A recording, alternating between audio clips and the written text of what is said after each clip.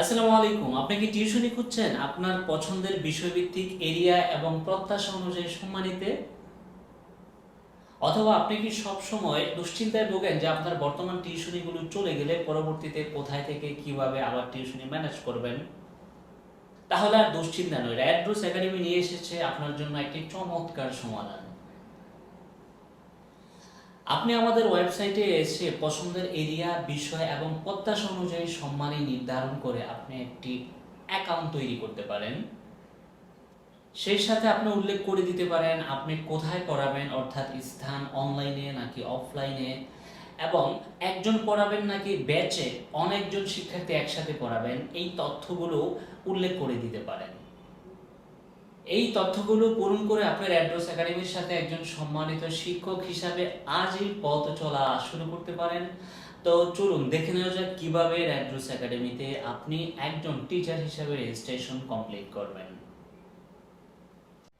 তো আমাদের প্রথমে যেটা করতে হবে, গুগলে গিয়ে টাইপ করতে হবে রেডরোজ একাডেমি। লেখার পর এই লোগো এবং এইভাবে লেখা দেখে রেডরোজ একাডেমি আপনি নির্বাচন করবেন। আর যদি এভাবে লেখার পর না আসে, www.redrosebd.com লিখে সার্চ করবেন।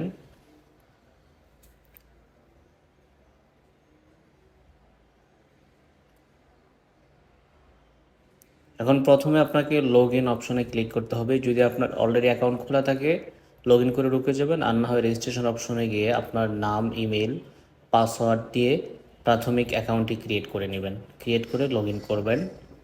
আমাদের ইমেলটি হাইড করে রাখা হলো সিকিউরিটি পারপাসে। তারপর লগ ইন অপশন থেকে আপনি প্রোফাইল থেকে ভিউ প্রোফাইলে চলে যাবেন। এখান থেকে আই এম এ টিচার অপশনে চলে যাবেন। তারপর লাস্ট এডুকেশন অ্যাড করে আপনি সেভ করে দিবেন। আপনি যদি গ্র্যাজুয়েট বা পোস্ট গ্র্যাজুয়েট যাই করে থাকেন। তারপর টিউশন এরিয়া আপনি কোথায় পড়াতে চান, প্রথমে কান্ট্রি সিলেক্ট করতে হবে, তারপর ডিভিশন, সিটি, উপজেলা, স্টেপ বাই স্টেপ সিলেক্ট করে যেতে হবে। আপনি যদি কান্ট্রি না করে ডিভিশনে যান সিলেক্ট হবে না। তবে আপনাকে অবশ্যই উপজেলা পর্যন্ত সিলেক্ট করতে হবে। Post office, union, village, house এগুলো অপশনাল, আপনি চাইলে সিলেক্ট করতে পারবেন, না হয় না করলেও প্রবলেম নাই। মানে এই এরিয়াতে আপনি কোন জায়গাগুলো পড়ানোর জন্য কাভারেজ করবেন, কতটুকু এরিয়া নেবেন, এই জায়গাটা আপনি সিলেক্ট করবেন।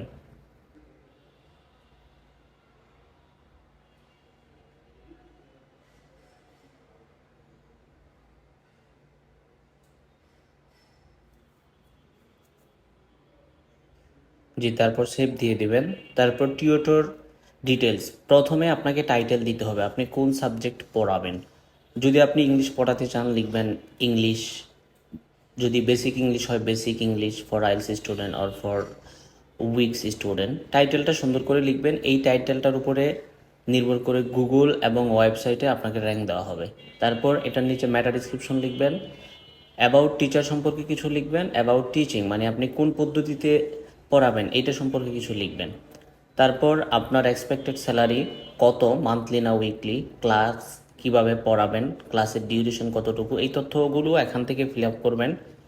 প্রত্যেকটার জন্য একটা একটা এক্সাম্পল দেওয়া আছে আপনাদের বোঝার সুবিধার্থে। তারপর কন্ট্যাক্ট অপশন থেকে মিনিমাম একটা অপশন আপনাকে চুজ করতে হবে, না হয় সাবমিশন নেবে না।